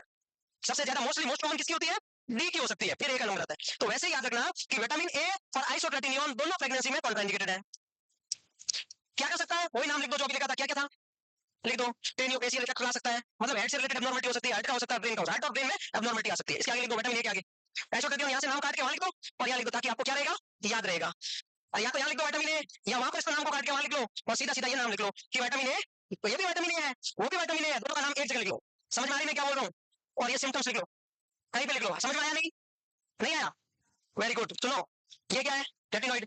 रेटिनॉइड और आइसोट्रेटिनियन दोनों लगभग, दोनों का क्या है, सिमिलर है, तो ऐसे करके लिख दो आइसोट्रेटिनियन भी इसका एनालॉग है। तो लिख दिया आइसोट्रेटिनियन, ये लिख दो analog of vitamin A, analog of vitamin A. तो इसका साइन सिम्टम भी वही होगा जो लगभग इसका होगा। तो इसके साइन सिम्टम क्या है? क्रेनियोफेशियल और हार्ट और सीएनएस। इसके आगे वो चार लाइनें छोड़ रखी है, किसी के देख के आगे वो लिख लो, ये आ गया, ये लिख लो, किसी एक के आगे लिख लो, दोनों में से मतलब दोनों इकट्ठे कर लो बस, ताकि बार बार आपको नोट्स ना बनाने पड़े, इसलिए कह रहा हूँ। और याद रखना ये विटामिन ए का एनालॉग है, याद रखना जब ये चलता है तो विटामिन ए नहीं देते, ये आप पढ़ोगे स्किन वाले में या तो या किसी और सिस्टम में, कहाँ आएगा ये? स्किन में आ सकता है आइसोट्रेटिनियोन है। हाँ तो वो देते हैं, लेकिन प्रेगनेंसी में कॉन्ट्रा इंडिकेटेड रहता है। ये समझ में आ गया क्या? अरे आया कि नहीं आया? अब तीसरी बात इधर आओ, देखिए इस ये कौन सी ड्रग है, ये क्या काम करती है पता है? ये कैसे काम करती है पता है? अगर पता है तो बता दो इसमें कौन सा इलेक्ट्रोलाइट इंबैलेंस होता है, बस बताओ। तो रटोगे तो याद नहीं होगा। क्या करती है ये? कौन सा इलेक्ट्रोलाइट इंबैलेंस? प्रेगनेंसी में छोड़ो एक बार, ये एंटी हाइपरटेंसिव है। ये क्या करती है? रास सिस्टम सुना? रास, तो रास सिस्टम सुना तो एसी इनहिबिटर आया होगा वहां। लंग्स पड़े होंगे रास में। लंग्स में एक एंजाइम होता है, उसको बोलते हैं एंजियोटेंसिन कन्वर्टिंग एंजाइम। क्या नाम है ये? ये एंजाइम मोस्टली कहां पाया जाता है? लंग्स में। एंजियोटेंसिन, ये नहीं, ये तो कुछ नाम हो गया, ये तो उसको रोकने वाला, ये एंजाइम का नाम एंजियोटेंसिन कन्वर्टिंग एंजाइम किसमें होता है? मोस्टली लंग्स में होता है, और जगह किडनी में होता है, टिश्यू में, लेकिन मोस्टली लंग्स में होता है। तो ये क्या करता है? एंजियोटेंसिन फर्स्ट को एंजियोटेंसिन सेकंड में कन्वर्ट करता है, समझ में आया? और एंजियोटेंसिन सेकंड आगे जाके एल्डोस्टेरोन को स्टिमुलेट करता है। किसको? एल्डोस्टेरोन को स्टिमुलेट करता है। किसको? एड्रिनल कॉर्टेक्स की आउटर लेयर को स्टिमुलेट करता है। तो हम लोग क्या करते हैं कि किसी भी पेशेंट को हाइपरटेंशन होता है तो हम ऐसी ड्रग दे देते हैं जो इसको ही रोक दे। एंजियोटेंसिन कन्वर्टिंग एंजाइम को क्या कर दे? ब्लॉक कर दे। तो एंजियोटेंसिन फर्स्ट से सेकंड नहीं बनेगा, सेकंड नहीं बनेगा तो एड्रिनल कॉर्टेक्स स्टिमुलेट नहीं होगी, स्टिमुलेट नहीं होगी तो एल्डोस्टेरोन का सीक्रेशन नहीं होगा, एल्डोस्टेरोन का सीक्रेशन नहीं होगा तो सोडियम का रिटेंशन नहीं होगा, सोडियम का रिटेंशन नहीं होगा तो बॉडी में फ्लूइड नहीं बढ़ेगा और बीपी नहीं बढ़ेगी। तो ये एंटी हाइपरटेंसिव ड्रग है। तो ये क्या करती है? ये जब देते हैं स्टेरॉइड का फंक्शन क्या है? Sodium retention, potassium excretion. तो ये क्या करती है? स्टेरॉइड के फंक्शन को रोकती है, एल्डोस्टेरोन को सप्रेस करती है। तो इसका मतलब उल्टा एक्शन कर लो, इस ड्रग का साइड इफेक्ट है हाइपरकैलेमिया। क्या करती है? हाइपरकैलेमिया करती है, और ये लंग्स के ऊपर काम करती है। तो जिसको भी एसी इनहिबिटर देते हैं मरीज को खांसी आती है। कब? और hyperkalaemia to prominent side effect of AC inhibitor. कब? और हाइपरकैलेमिया, ये तो दो याद रखना एग्जाम के लिए। कब? और हाइपरकैलेमिया प्रेगनेंसी में पड़ते हैं। प्रेगनेंसी में अगर प्रेग्नेंट मदर को दे दी तो ये क्या करती है? रीनल आर्टरी का स्टेनोसिस करवाती है। क्या करती है? Renal artery stenosis.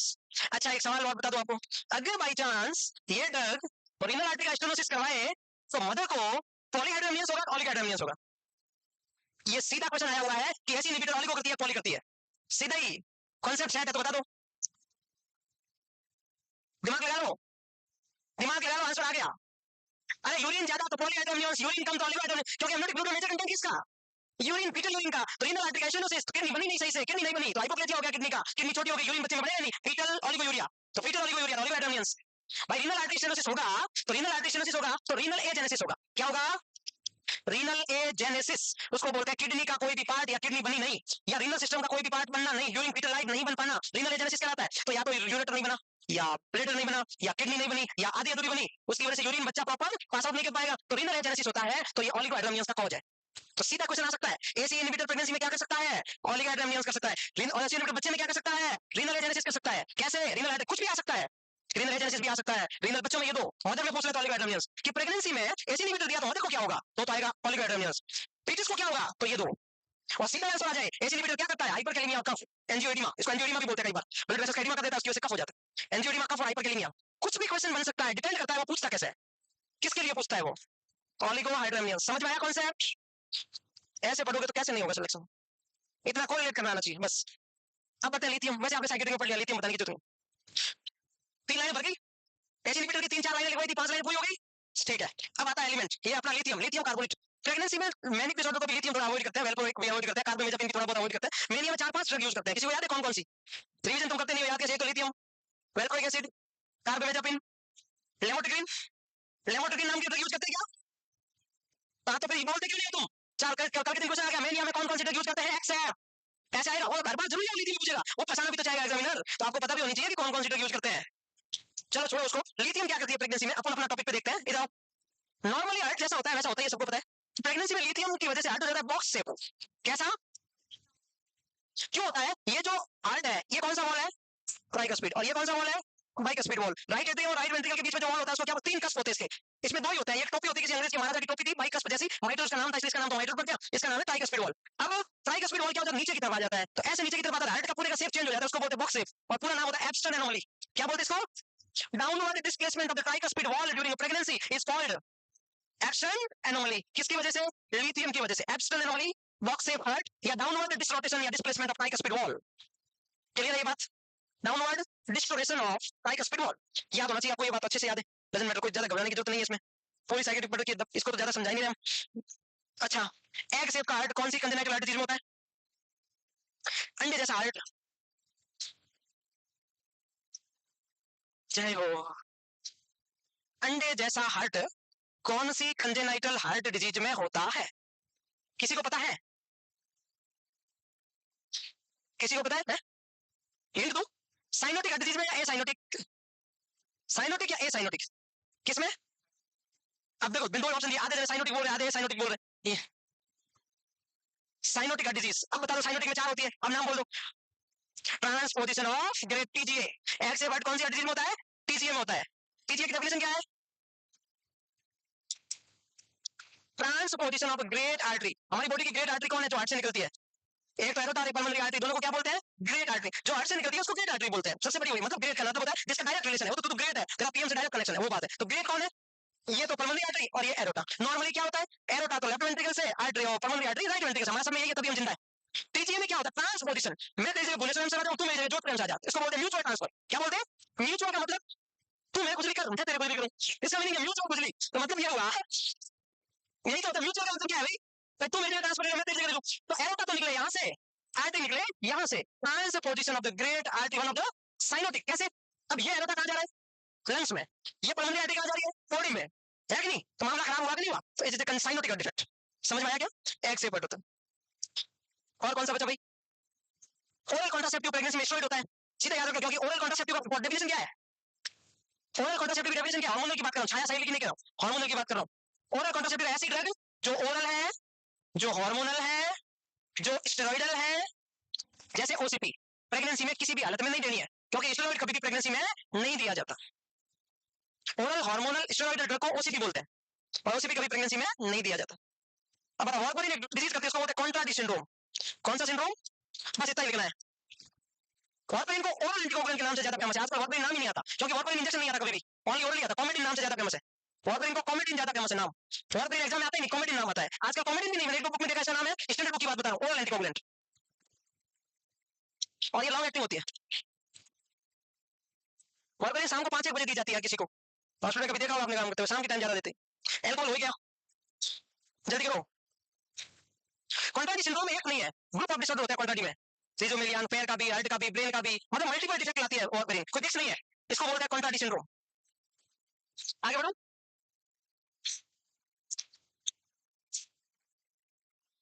आगे बढ़े क्या? बोल जाओ। नहीं बोलना। डन। अब दो चार ड्रग और बच गई। लिथियम हो, देखो ये इतना प्लीज। ये क्या नाम है? क्या नाम है? थोड़ा उल्टा सोचना है। अगर किसी को प्रेग्नेंट फीमेल है, सुनना मैकेनिज्म समझना। यहाँ एक प्रेग्नेंट फीमेल है, उसको हाइपोथायराइडिज्म था। क्या था? और उसने थायराइड नहीं ली, तो उसको क्या रह जाएगा? हाइपो रह जाएगा। तो बच्चे को भी क्या रहेगा? हाइपो। और बच्चे को क्या हो जाता है? क्रेटिनिज्म। क्रेटिनिज्म हो जाता है। ये तो अपने को पता है कि प्रेगनेंसी में थायराइड लेना चाहिए, लेकिन यहाँ पर मामला उल्टा है। अगर किसी को हाइपोथायराइडिज्म भी है तो भी क्रेटिनिज्म हो सकता है। कैसे? सुनो, अगर हाइपो है तब तो पता है कि क्रेटिनिज्म हो सकता है, तो हाइपो है तो क्रेटिनिज्म कैसे हो सकता है? एक देखो, कोई भी हार्मोनल इश्यू होता है ना, उसका ज्यादा होना भी डेंजरस है, कम होना भी डेंजरस। इसलिए हर मंथली चेक करना, विजिट जरूरी है। मंथली चेक, टेस्ट जरूरी है। जिसको भी थायराइड की अब्नॉर्मलिटी होती है, मंथली चेक। और प्रेगनेंसी में तो करना ही है। कैसे? किसी को क्या है? हाइपोथायराइडिज्म, समझना कौन सा डिसऑर्डर है। और उसने डॉक्टर को क्या देगा? थायराइड या एंटी थायराइड? एंटी थायराइड, मतलब ऐसी ड्रग जो थायराइड के लेवल को क्या करे। तो अब बताओ, अगर उसने लैब टेस्ट नहीं करवाया बाई चांस, तो उसको हाइपो नहीं हो सकता क्या? तो अगर उसको हाइपो हो गया तो उसको क्रेटिनिज्म हो सकता है कि नहीं हो सकता? तो एंटी थायराइड ड्रग हाइपोथायराइडिज्म नहीं कर सकती क्या? कर सकती है। तो एंटी थायराइड ड्रग से भी हाइपोथायराइडिज्म होगा, और हाइपोथायराइडिज्म से क्रेटिनिज्म हो जाएगा। कॉन्सेप्ट समझ में आया क्या? भाई हाइपर है, हाइपर में आप ये दोगे जैसे प्रोपाइल थायरोसिल या कार्बिमेजोल या मीथामेजोल, 3 ड्रग फेमस है जो हम हाइपोथायराइडिज्म में पढ़ेंगे एंडोक्राइन में। वो क्या करेगी? T3T4 को कम करेगी, और प्रेगनेंसी में अगर कम हो गया, हमने चेक नहीं करवाया, तो क्या क्रेटिनिज्म नहीं हो सकता बच्चे में? तो इसका मतलब नर्स कैसे क्वेश्चन पूछेगी, या नॉट सेट वाली जो एम्स कैसे पूछेगा? किसी को हाइपर था तो क्रेट बचाओ, बच्चे ने अगर ओवरडोज ले ली तो बच्चे को क्या होगा? क्रेटिनिज्म। समझ में आई ना? अब आता है 1,01,01,11 रुपए का सवाल। एंडोमेथासिन, क्या नाम है? मैकेनिज्म सुनना, बहुत काम का है, बहुत काम का, बहुत ज्यादा काम का, मतलब इतना है कि तुम्हारी बैंड बजा सकता है। बताओ एंडोमेथासिन के बारे में। पहले तो देखते हैं एंडोमेथासिन है क्या। तुम्हारे चाहे नाक में दर्द हो, चाहे पैर में दर्द हो, चाहे सर में दर्द हो, तुम पीसीएम खाते हो तो आइबुप्रोफेन खाते हो, सेम वैसी एंडोमेथासिन है। एनएसएआईडी गोली है, दर्द की गोली है, इसको बोलते हैं non steroidal anti inflammatory drug है। ये आइबुप्रोफेन जैसी गोली है, पीसीएम जैसी गोली है। मेप्टोलिस्पास नाम सुना है? उसके अंदर मेबेनमिक एसिड होता है, वो भी क्या है? एनएसएआईडी है। तो कुल मिला के आपकी एंटी इंफ्लेमेटरी ड्रग का नाम है, नॉन स्टेरॉइडल है। तो ये क्या है? एंडोमेथासिन एक एनएसएआईडी है। और आपको बेसिक तो पता ही होगा, एनएसएआईडी ज्यादा भूखे पेट खाने से पेप्टिक अल्सर होता है, ये तो सुना ही होगा आपने। अरे आया ना, एनएसएआईडी भूखे पेट नहीं खानी चाहिए, पेप्टिक अल्सर होता है, वो अलग मैटर है, एग्जाम में आ सकता है, मैं यहाँ नहीं बता रहा हूँ, पेप्टिक अल्सर होता है ज्यादा लंबे टाइम भूखे पेट खाने से। तो एंडोमेटासिन ड्रग क्या है? NSAID, non steroidal anti inflammatory drug, ऐसी ड्रग जो हमारी बॉडी में इंफ्लेमेशन और पेन को कम करे और स्टेरॉइडल नहीं है, उसको बोलते हैं एनएसएआईडी, इंक्लूडिंग पीसीएम भी उसी में आता है। आपकी बॉडी में या फार्माकोलॉजी में फर्स्ट लाइन एनालिसिस कौन है? फर्स्ट लाइन एनालिसिस का मतलब क्या हुआ? फर्स्ट लाइन एनालिसिस किसको बोलते हैं? ये सवाल आ गया तो कल के दिन, ये सवाल एक रुपए का गलत हो गया तो मेरिट से बाहर हो गए तुम, किसी का गलत नहीं होगा। फर्स्ट लाइन एनालिसिस का मतलब सबसे पहली गोली हल्के दर्द में कौन सी ली जाती है? पीसीएम। ये सिर्फ एंटीबायोटिक नहीं है, दर्द से भी आराम देती है। पीसीएम, पीसीएम का दूसरा नाम, गांव में डॉक्टर क्या करते हैं? कालपोल गोली लिखते नहीं है, क्योंकि सबको पता होता है, वो गांव में बोलते क्या है, कालपोल दिया 100 रुपए फीस ले ली, तो डॉक्टर बोलता है इस बार मैंने बढ़िया गोली लिखी है, नाम एसिटामिनोफेन, और तो मेडिकल वाले को बोल रहा होता है एसिटामिनोफेन ही देना, कालपोल मत देना। पीसीएम का दूसरा नाम क्या है? तो पीसीएम ना आके एसिटामिनोफेन भी आ सकता है पेपर में। तो ये क्या है, एनाल्जेसिक है, तो ये भी एक ऐसी है। एंडोमेटासिन क्या करती है? प्रोस्टाग्लैंडिन हमारे बॉडी के अंदर बनता है, उसको रोकती है। क्या करती है? और प्रोस्टाग्लैंडिन नहीं मिलेगा तो पेन क्या हो जाता है? कम हो जाता है, तो इसको बोलते हैं प्रोस्टाग्लैंडिन सिंथेसिस इनहिबिटर। सुनना मैकेनिज्म, प्रोस्टाग्लैंडिन। अगर कोई फीमेल लिवर में है तो हम उसको प्रोस्टाग्लैंडिन देते हैं तो उसको कॉन्ट्रैक्शन ज्यादा आता है, ये आपको पता है? ये सर नो, क्योंकि ये क्या करती है? यूट्रस में कॉन्ट्रैक्शन करवाती है, और अगर उसको दर्द की गोली दे दे तो आराम हो जाता है, क्योंकि वो क्या करती है? कॉन्ट्रैक्शन को सप्रेस कर देती है। प्रोकोलाइटिक ड्रग क्या करती है? यूट्रस में कॉन्ट्रैक्शन को सप्रेस कर सकती है। तो सेम उल्टा याद रखना है, प्रोस्टाग्लैंडिन कॉन्ट्रैक्शन करवाती है, पेन करवाती है, और प्रोस्टाग्लैंडिन को रोकने वाली ड्रग पेन को रोकती है। तो ये क्या हो गई? Prostaglandin synthesis inhibitor. ऐसी ड्रग जो हमारी बॉडी में प्रोस्टाग्लैंडिन के लेवल को कम करे, उससे दर्द क्या हो जाता है? कम हो जाता है। एंडोमेटासिन का सिर्फ एक काम नहीं है। अगर कोई फीमेल प्रेग्नेंट है, अब देखो क्वेश्चन सुनना, हर लाइन बदलती, जज्बात बदलती, क्वेश्चन बदल जाएगा। अगर कोई फीमेल प्रेग्नेंट है, उसको अभी लेबर नहीं करवाना है, तो कौन कौन सी ड्रग दी जाती है? उसमें एंडोमेटासिन का नाम आता है। लेबर को पोस्टपोन करने के लिए एंडोमेटासिन यूज होती है, 7 ड्रग यूज होती है टोटल, उस ड्रग को टोकोलाइटिक ड्रग बोलते हैं। क्या बोलते हैं? टोको मींस कॉन्ट्रैक्शन, लाइटिक मींस तोड़ना। ऐसी ड्रग जो यूट्रस के कॉन्ट्रैक्शन को सप्रेस करे उसको टोकोलाइटिक बोलते हैं, हम लोग आगे पढ़ेंगे। तो एंडोमेटासिन क्या है? टोकोलाइटिक बी है। क्या है? टोकोलाइटिक बी है, ये नहीं बी, ए और बी में फर्क है कि बहुत सारे काम है, उनमें से एक काम क्या है? टोकोलाइटिक है। ये क्या करती है? कॉन्ट्रैक्शन को सप्रेस करती है, लेबर को पोस्टपोन करती है। वो ड्रग जो लेबर को पोस्टपोन करे उसको टोकोलाइटिक ड्रग बोलते हैं। टोटल 7 ड्रग है, वो हम आगे बढ़ने वाले। तो ये टोकोलाइटिक भी है, क्यों? क्योंकि ये प्रोस्टाग्लैंडिन का उल्टा काम करती है, प्रोस्टाग्लैंडिन के अपोजिट काम करती है। नाम लिख रखा है प्रोस्टाग्लैंडिन सिंथेसिस इनहिबिटर। ऐसी ड्रग जो प्रोस्टाग्लैंडिन के बनने को रोकती है। समझ में आया क्या मैकेनिज्म इतना? ठीक है, अब सुनना, एंडोमेटासिन ड्रग अगर हमने दी प्रेगनेंसी में, टोकोलाइटिक को भूल जाओ, तो ऑलिगोहाइड्रोमियंस होगा कि पॉलीहाइड्रोमियंस होगा? बताओ देखें।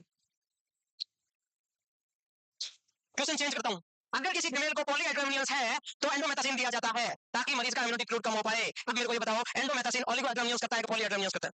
ऑलिगो करता है ना भाई, पॉली में दिया जाता है तो क्या करता है? तो क्वेश्चन आ सकता है, फीमेल में क्या होगा? एंडोमेटासिन से फीमेल में लिवर सप्रेस होगा और ऑलिगोहाइड्रोमियंस होगा। फीमेल में क्या काम करती है? 2 काम करती है, कौन कौन से 2? ऑलिगोहाइड्रोमियंस एंड सप्रेस यूटेराइन कॉन्ट्रैक्शंस। समझ में आया क्या? एंडोमेटासिन प्रेग्नेंट फीमेल में क्या काम करती है? ऑलिगोहाइड्रोमियंस और सप्रेस यूटेराइन कॉन्ट्रैक्शंस। ये फीमेल का क्वेश्चन बहुत चालू है पूछने वाला, वो बच्चे का पूछता पूछता मां का पूछ लेता है, हमें पता ही नहीं चलता। इस बार क्वेश्चन आया कि एक फीमेल है जिसको पॉलीहाइड्रोमियंस है, तो बताओ बच्चे को कौन सा डिसऑर्डर था प्रेगनेंसी में? सबने डायबिटीज मेलाइटिस कर दिया। उसने पूछा बच्चे को कौन सा था? इसोफेगल अट्रेसिया आंसर करना था। हालांकि डायबिटीज भी सही है, लेकिन वो मां को है डायबिटीज, ऐसा भी नॉनसेंस में सब गलत करके आए, एक आधे को छोड़ के। क्वेश्चन पढ़ा ही नहीं किसी ने, सबने डायबिटीज कर दिया। और पॉली पढ़ेंगे तो आपको याद आएगा, हाँ ये ऐसे बताया था। सप्रेस यूटेराइन कॉन्ट्रैक्शंस, ये 2 काम तो किसमें करती है? मदर में करती है। कौन? एंडोमेटासिन। दर्द वाला छोड़ दो, दर्द तो कम करती है, तो सब पर हाथ लेंगे तो भी दर्द ठीक हो जाता है। एंडोमेटासिन आप पढ़ोगे अभी कुछ दिन बाद। Gout, you know about gout? What is gout? Uric acid बढ़ जाता है तो उसको गाउटी आर्थराइटिस बोलते हैं। वेट में सबसे ज्यादा पेन होता है। क्रॉनिक की ड्रग ऑफ चॉइस होती है एलोप्यूरिनॉल। एक्यूट क्या होता है? कोल्चिसिन। कोल्चिसिन ऑप्शन में नहीं होता, indomethacin is the second drug of choice of acute gout. ये पढ़ोगे आप, ना गाउट पढ़ोगे। First is allopurinol chronic, acute is colchicine, और कोल्चिसिन ऑप्शन में नहीं होता, एंडोमेटासिन पढ़ना पड़ता है क्योंकि दर्द निवारक गोली है। अब देखो, एंडोमेटासिन अगर दिया या तो पॉलीहाइड्रोमियन से तब देते हैं, तो एंडोमेटासिन का इंडिकेशन क्या है? इंडिकेशन पढ़ लो, प्रेगनेंसी में क्यों देनी पड़ती है? एक तो है किसी को पॉलीहाइड्रोमियन से, देखो ये तो करती है, करती क्या है, कब कब देते हैं प्रेगनेंसी, सब चीजें याद होनी चाहिए। मतलब कोई पूछे ना तो सामने वाले के होश उठ जाएगा, भाई भी ले लो तो कोई, कितना तो मुझे भी नहीं पता था, ऐसा चाहिए तब तो कुछ आनंद पड़ेगा। इंडिकेशन क्या है? कब कब देते हैं? पॉलीहाइड्रोमियन देते हैं, या हमें क्या करना है? लेबर पोस्टपोन करना है, टू पोस्टपोन लेबर। इतना समझ में आ गया? भाई देते कब है? इसमें देने से मदर में क्या होगा? ये बेबी का भी बाकी है मामला, फीटस का भी मामला बाकी है, हमने गए नहीं फीटस की तरफ, अभी सिर्फ मां के बारे में पढ़ा है कि एंडोमेटासिन किस में देते हैं और क्या कर सकती है। देने के बाद देखो, पॉली में दोगे किसके लिए दिया? कम करने के लिए, तो क्या हो जाएगा? हमने क्या करने दिया? लेबर को पोस्टपोन करने के लिए, तो क्या करेगी? यूट्रस के कॉन्ट्रैक्शन को सप्रेस करेगी, दैट इज टोकोलाइटिक। ये क्या होगी? टोकोलाइटिक। अब अगर किसी को, देखो क्वेश्चन कैसे आएगा, एक फीमेल है, लिख लिया सबने? पहले को फिर आप में बोलो, तुम इधर ध्यान दो, मैं इधर बोल रहा हूं, please ignorance too much hurting for me. भाई मैं तुम्हारी तरफ आके फाड़ के देख रहा हूं, तुम किसी और की तरफ देख रहे हो, मतलब बोर्ड की तरफ। है? तुम मेरी तरफ देखना छोड़ो तो बताऊं कि सारी दुनिया तुम्हारी तरफ देख रही है, वो बात हो जाती फिर। अब देखो इधर आओ, इसमें कुछ तारीफ से कुछ नहीं होने वाला, तुम कितना ही करो। मैं तो कहने का मतलब तुम्हारा ध्यान होगा तो समझ में आएगा। ठीक है समझे? अब क्वेश्चन कैसे आएगा? एक फीमेल है जिसको पॉलीहाइड्रोमियस था, आपको डॉक्टर ने बोला कि एंडोमेटासिन देना है, आपने एंडोमेटासिन दिया, चाहे ओरल दिया आईवी दिया, जो भी दिया, और आता है आईवी आता है, ये मतलब सब आता है, आपने दिया। तो देखो क्या होगा, वो आंसर मैंने बता दिया। क्या होगा? ऑलिगो हो सकता है, यूट्रस के कंट्रैक्शन सेपरेट हो सकता है, दोनों में से कोई भी कंडीशन दे रखी होगी। लेकिन वो क्वेश्चन पूछेगा कि अगर पॉलीहाइड्रोमियस था, आपने मदर को एंडोमेटासिन दिया, तो बेबी को क्या हो सकता है? बेबी को क्या हो सकता है? बेबी को कौन सा ऑलिगोहाइड्रोमियस होता है? बताओ। फीटस को क्या हो सकता है? बेबी नहीं, फीटस। ये मैंने बोला 1 करोड़ रुपए का सवाल है, ऐसे थोड़ी बोला। वो वाला फीटल डिस्ट्रेस गलत। कॉमन सेंस लगाओ, चीजों को खोल लेते हो, याद करो, कहीं पीडीएफ में जाओ, कंजेनाइटल हार्ट डिफेक्ट में जाओ, पीडीएफ में जाओ। हो सकता है पीडीएफ, हो सकता है। क्या कह रहे हो? पीडीएफ हो सकता है? क्या पीडीएफ हो सकता है? तुम सुनो। अच्छा, एक बच्चा जन्म लिया, एक बच्चा जन्म लिया, उसको पीडीएफ है, तो पीडीएफ को क्लोज करने के लिए ड्रग ऑफ चॉइस क्या है? क्या है? एंडोमेटासिन ड्रग ऑफ चॉइस बंद करने की। तुम बोल रहे हो कि एंडोमेटासिन से पीडीएफ होगा, पागल बात कर रहे हो। Premature closure of the PDA, जन्म से पहले पीडीए क्लोज हो जाएगा। तो फीटस में क्या होगा? Premature closure of PDA. Fetus में क्या होगा? तो प्रीमेच्योर क्लोजर ऑफ पीडीए मतलब क्या? लिखो मत, सुनो, लिखो मत। होगा क्या? फीटस में क्या होगा? एंडोमेटासिन मदर को दिया, तो फीटस को क्या होगा? सुनना भाई, कब देते हैं? पॉलीहाइड्रोमियस में देते हैं, कुछ भी कारण दे दिया, छोड़ो। अब क्या होगा? ये हार्ट फीटस था, जन्म से पहले मतलब फीटस। ये कौन सी आर्टरी? पल्मोनरी। ये कौन सा? एरोटा। इन दोनों के बीच में जो कनेक्शन होता है उसको क्या बोलते हैं? डक्टस आर्टेरियस। अभी पीडीए नहीं बोलते, अभी ओनली डीए बोलते हैं। क्या बोलते हैं? DA, ductus arteriosus. जन्म के बाद होता है डिजीज। तो ये दोगे तो ये क्या करता है? इसको बंद कर देता है। वो नहीं करना चाहिए था, क्योंकि जन्म से पहले नॉर्मल है। ये 30% बढ़ते आ रहा था, एक दिन बताया, याद करो, वो इधर जा रहा था, क्योंकि लंग्स अभी मैच्योर नहीं है, तो ये बंद कर देता है। उसको बोलते हैं premature closure of ductus arteriosus. तो ये क्या करेगा फीटस में? इसको बंद कर देगा। Premature closure of ductus. Question end नहीं हुआ है, 50 लाख की बात हुई है, 1 करोड़ 11 लाख का क्वेश्चन था, 7 लाख का बाकी है।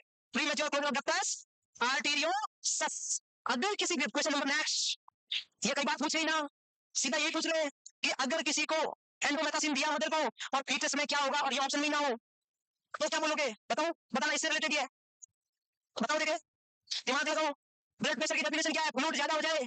अरे आया ना, अरे इधर ब्लड आया 30%, आगे जाने की जगह नहीं, तो यहाँ पल्मोनरी आर्टरी में ब्लड ज्यादा नहीं हो जाएगा? जब पल्मोनरी आर्टरी में ब्लड ज्यादा हो जाता है, उसको पल्मोनरी आर्टरी हाइपरटेंशन बोलते हैं। क्या बोलते हैं? तो दोनों बातें साथ में लिखो ना, कि अगर बच्चे को मदर को दिया तो बच्चे को क्या हो सकता है? Number 1, premature closure of ductus arteriosus, इसकी वजह से पल्मोनरी आर्टरी हाइपरटेंशन। ये सवाल आता है, एंडोमेटासिन फीटस में क्या करता है? पल्मोनरी आर्टरी हाइपरटेंशन करता है। कॉन्सेप्ट याद होगा तो 70 साल में नहीं भूलोगे, रटोगे तो 3 दिन में भूल जाओगे। Pulmonary artery hypertension ductus arteriosus बंद होने से होता है, क्योंकि ब्लड ज्यादा आगे जाने की जगह नहीं। और बीपी की डेफिनेशन क्या है? जिस आर्टरी में फ्लू ज्यादा होता है, उस आर्टरी का प्रेशर ज्यादा। पल्मोनरी आर्टरी कई बार बहुत ज्यादा, लंबे समय से ज्यादा हो, तो उसको बोलते हैं पर्सिस्टेंस पल्मोनरी आर्टरी हाइपरटेंशन। क्या बोलते हैं? Persistence pulmonary artery. दोनों की फुल फॉर्म भी आ रखी है पेपर में। पीएच क्या होता है, पीपीएच क्या होता है? 50 लाख का क्वेश्चन हो गया, 60 लाख का हो गया, अभी 70 लाख का क्वेश्चन सुनो इसी में से। सुनो, अगर किसी को पल्मोनरी आर्टरी हाइपरटेंशन है और वो बेबी न्यूबॉर्न पैदा हुआ है, तो बताओ कौन सी ड्रग उसकी ड्रग ऑफ चॉइस है? ऐसी कौन सी ड्रग है जो पल्मोनरी आर्टरी हाइपरटेंशन की ड्रग ऑफ चॉइस है? पल्मोनरी आर्टरी को डायलेट करने वाली ड्रग सिल्डेनाफिल। क्या नाम है उसका? Drug of choice of pulmonary artery hypertension sildenafil. Sildenafil. ये किसकी है? Drug SLIDENEFIL। Sildenafil is drug of choice in pulmonary artery newborn में दी जाती है। कौन जी पर के हिसाब से, बहुत छोटी टैबलेट के हिसाब से। सिल्डेनाफिल ये अडल्ट मेल में इरेक्टाइल डिस्फंक्शन की ड्रग ऑफ चॉइस है, जिसको इरेक्टाइल डिस्फंक्शन होता है उसकी ड्रग ऑफ चॉइस होती है सिल्डेनाफिल।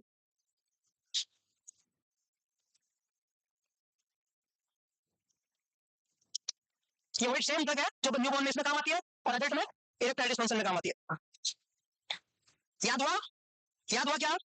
अच्छा, एक छोटा सा सवाल और पूछ लेता हूँ सिला का, यही से इसी टॉपिक में से। अगर किसी को साइनोटिक डिजीज है, यही से ना, कौन सा डिसऑर्डर है? टॉफ है, टॉफ, टैटोलॉजी ऑफ करेक्ट। तो बच्चे ने जन्म लिया, तुरंत तो करेक्टिव सर्जरी नहीं होती। You know about corrective and palliative surgery? What is palliative surgery? What is temporary surgery? What is ablative surgery? What is corrective surgery?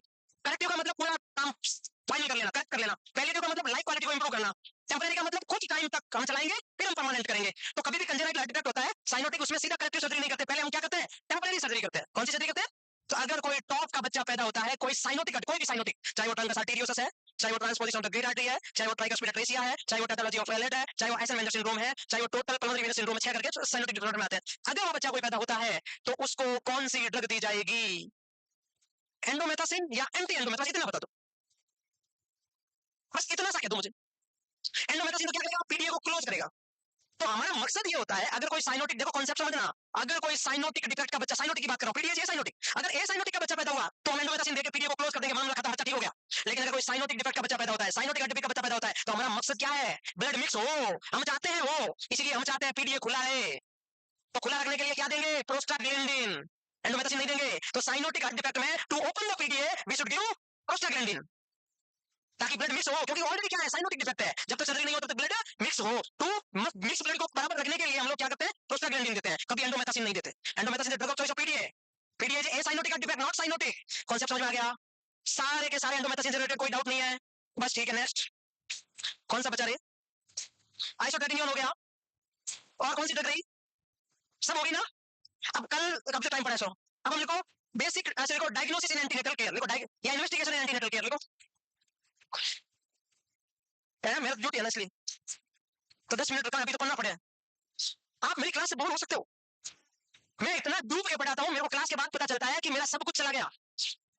इस समय मेरा सिंपैथेटिक स्टिमुलेट करता हूं, मुझे कुछ पता नहीं चलता। उसके बाद ऐसे लगता है गला जा रहा है, ये सूख गया, ये सूख गया, ये सूख गया, ये सब कुछ मैंने, इसमें मेरे को कुछ पता नहीं चला। यहाँ आने के बाद मुझे कुछ पता नहीं चलता, बाद में पता चलता है मैंने तो पानी नहीं पिया था, मेरे को इतना जोर से बोलने की कहां जरूरत थी, माइक था, धीरे बोलता तो भी सुन लेते, फिर बैठ भी सकता था, चेयर भी थी। अब मैं बोल रहा हूँ, मैं यहाँ दर्द हो रहा है, यहाँ दर्द हो रहा है, पता नहीं कहाँ हुआ है। पर तुम लोग फिर भी है ना, तुम्हें लगता है ना कि मैं पैसों के लिए पढ़ा रहा हूँ, तुम्हारी गलत फहमी है। नहीं, गलत है, तुम गलत सोच रहे हैं, ऐसा होता है ना। Indomethacin, NSAID. Next one, clinical evaluation of the fetal wellbeing in antenatal clinic. तुम जब भी कहीं जॉब करोगे ना, 10 साल बाद भी याद रखोगे, इस बात की गारंटी है। आज तो नहीं करोगे, अभी तो मैं तुम्हारे बुरा बना हुआ हूँ, लेकिन एक टाइम आएगा तुम बोलोगे यार सही पढ़ाया था उस बेवकूफ ने। इन्वेस्टिगेशंस, पहले अपन बीपी से ही पढ़ लेते हैं, बेसिक, बस इतना ही बताऊंगा। सिस्टोलिक बीपी को बोलते हैं कॉर्ड कॉप साउंड, और डायस्टोलिक को बोलते हैं कॉर्ड कॉप ऑयल। क्या बोलते हैं? अरे जब हम बीपी चेक करते हैं तो कौन सी साउंड आती है? कॉर्ड कॉप साउंड आती है। कौन सी आती है? Cord corp. तो सिस्टोलिक में आती है फर्स्ट कॉर्ड कॉप, और डायस्टोलिक में आती है फिफ्थ कॉर्ड कॉप। ये एग्जाम में क्वेश्चन आ सकता है, तो लिखो फटाफट। स्पाइगमोमेनोमीटर से जब हम बीपी चेक करते हैं तो साउंड आती है ड्यूरिंग सिस्टोलिक, ड्यूरिंग डायस्टोलिक। ये इमेज नहीं बनाना, बस सिर्फ लिखना है, ये फर्स्ट और फिफ्थ। ये सवाल आया वो भी है कि बीपी में कौन सी साउंड आती है? Korotkoff sound, BP instrument से।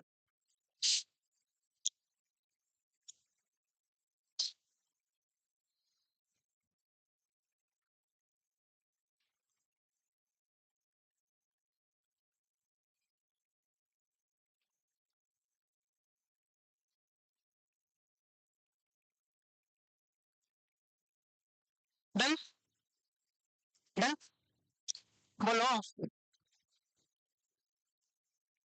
इमेज नहीं बनानी, ये लिखना था, फर्स्ट कॉर्ड कॉप और फिफ्थ कॉर्ड कॉप, फिनिश हो गया। 3 प्रकार के इन्वेस्टिगेशन करते हैं प्रेगनेंसी में। कितने प्रकार के? 3। Is very important. अब हम बहुत मस्त चीजें पढ़ने वाले हैं। वैसे तो आज ड्रग मेरे को बहुत ज्यादा फेमस पसंद है, इसलिए आज भी अच्छा ही पढ़ा हमने टॉपिक। चलो नेक्स्ट। 3 प्रकार के, एक होता है क्लिनिकल, जिसमें स्पेशल क्लिनिकल और रूटीन क्लिनिकल। दूसरा होता है बायोकेमिकल, इसमें सिर्फ फीटल लंग की मैच्योरिटी पता की जाती है। और तीसरा वो कितनी रात मारी, एनएसटीन, सीएसटीन, वो सब। बायोफिजिकल का मतलब, एक बात तो ऐसा आ गया नॉट सेट क्वेश्चन, कौन सा टेस्ट बायोफिजिकल है या कौन सा नहीं है एक्सेप्ट में। तो जिसमें मूवमेंट वाली जो बातें होती है वो सारे बायोफिजिकल में आते हैं। तो अपने आप हम बता देंगे। अब 3 हेडिंग लगाओ, और सबसे पहले देखो क्लिनिकल। जल्दी देखो, अभी तो 10 मिनट पड़े हैं। कितने मिनट पड़े? 10 मिनट बहुत होते हैं। कल आपके वहाँ है इंडोर गेम, पता है ना? अरे यही है इंडोर का मतलब। एक बार किसी ने बोला, जब हम मतलब वो क्या बोलते थे कॉलेज में थे, कि इंडोर गेम होंगे। तो मैंने घर जाके पूछा, भाई किसी को गूगल पे सर्च किया इंडोर कहाँ है? तो बताया कि इंडोर एमपी में। तो लिखा हुआ इंडोर इज इंडिया का मोस्ट क्लीन सिटी। तो मैंने भी पापा को बोला कल इंडोर में गेम है, जाना है। बोला इंडोर इंडोर कुछ नहीं है, घर पे ठीक है। फिर अगले दिन मैं कॉलेज आया नहीं करता, भाई इंडोर जाने के पैसे नहीं हमारे पास। तो मेरे को साथ वाले लड़कों ने फोन किया, तो आया नहीं, मस्त गेम थे। मैंने कहा इंडोर तो बहुत दूर है, यहाँ से 15 घंटे का रास्ता है। तो उसने कहा इंडोर का मतलब होता है छत के नीचे। मैंने कहा सोच लो, सोचो आप।